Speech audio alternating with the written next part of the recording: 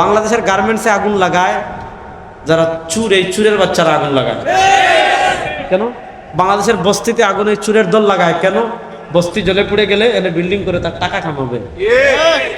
এদেরকে তো আপনি নেতা মানেন মিয়া, শরম তো নাই আমাদের। আমরা যদি ঠিক থাকতাম তাহলে চুর ডাকাত বাংলাদেশের রাষ্ট্র ক্ষমতায় কেমনে আসে? আর কথা দেখবেন মিয়া, রাষ্ট্রের হাজার হাজার কোটি টাকা বিদেশে চুরি করে নিয়ে যায়, ব্যাংক দেউলিয়া করে ফেলে চুরি করে, শেয়ার বাজারের টাকা চুরি করে নিয়ে যায়, রাষ্ট্রের টাকা চুরি করে বিদেশে বেগম পাড়া তৈরি করে। এদের প্রত্যেকের যে সকল নেতার বিদেশে বাড়ি আছে করে ভোট দিয়েন না। আপনাকে বিপদে রেখে বিদেশে পলাই দিব, আপনি কি করবেন? রেজাউল করিম আপনার বিদেশে পলাবে না কখনো।